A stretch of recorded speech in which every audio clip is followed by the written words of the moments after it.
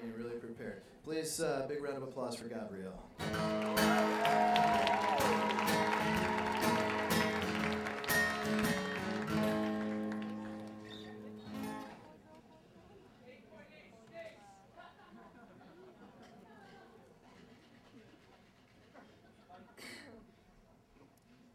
I'm sitting in the Mitchell Brothers Theater with my boyfriend, Michael, staring into a woman's vulva.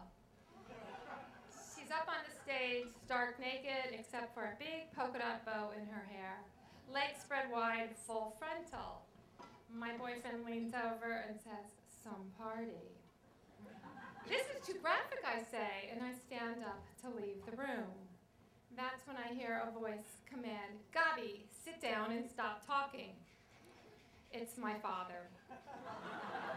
I'd recognize that authoritative German accent anywhere. There he is, sitting 2 rows over, sitting at the same party in the same porn show as my boyfriend and me.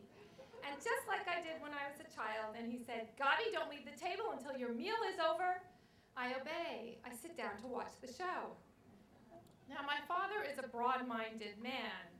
At his 3rd wedding, a naked girl, not his 3rd wife, climbed into his lap and sat there for the reception, happily rolling joints. His 5th wife likes to say, "Too much is never enough for your father." So tonight I'm at a book party for Hunter S. Thompson. Now call me naive, but I never thought a book party would include live porn, even for Hunter S. Thompson, even at the Mitchell Brothers Theater, which is a striptease club in San Francisco where Marilyn Chambers, the Ivory Snow Girl, starred in that fabulous X-rated classic Behind the Green Door. And now my father's here too. So instead of literary chit-chat, I'm gazing at a woman who is hanging upside down with her legs wrapped around a metal pole.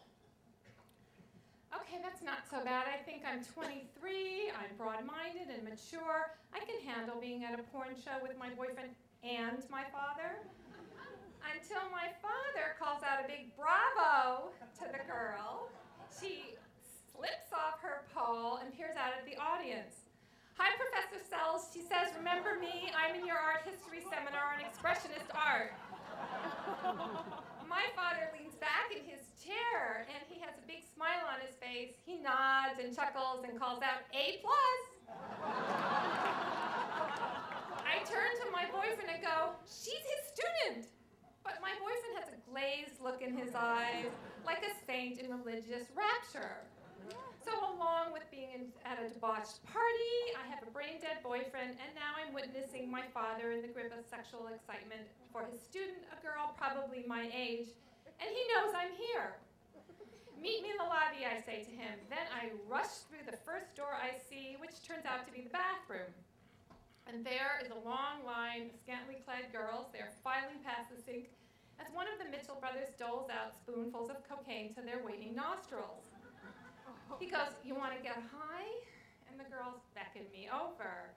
So I weigh my options. Snorting coke with a bunch of strippers, or watching porn with my father. Right? 10 minutes later, I'm zipping down the hallway, coked out of my mind. I can't find the lobby or Michael. This place is a maze of theaters with naked girls and torpedo breasts strutting the hallways. So I open a door that says Spotlight Room. And it's completely dark, but I'm high, so I step inside. And suddenly I hear panting. Then million little lights flash on all around me, and I realize that I'm in a room full of Japanese businessmen in identical black suits, and they're each holding a flashlight, and they're shining them at a naked girl who is lying on a raised couch in their midst. So instead of finding my boyfriend, I am with pint-sized gentlemen peering into a girl's illuminated cha-cha. Sorry, I say, wrong room. Finally, I find the lobby. Still no sight of Michael, but I'm beginning to have my doubts about him.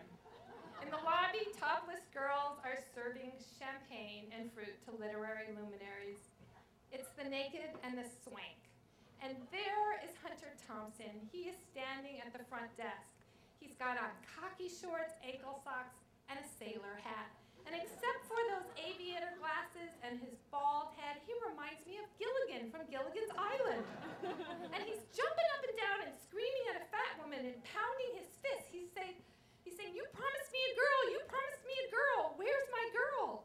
And the fat woman gestures out at the topless crowd. She says, pick one, there are lots of girls here. And he turns around and he whips off his glasses, and I can see his eyes, they're spinning in his sockets like those little balls in a roulette wheel, trying to find someone to land on. Me. And he growls, are you my girl? And I freeze. My heart's stampeding. I'm higher than a kite, lost in a porn maze. I can't find my boyfriend. And now I'm prey at the predator's ball.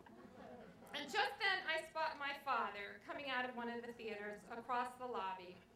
And I suddenly hear myself call out, Daddy?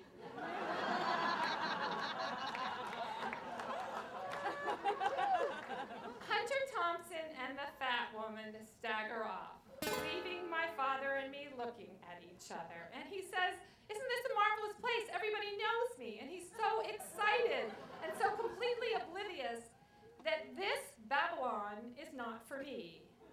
And I turn away and make my way to the exit. For the first time that night, I know where I'm going.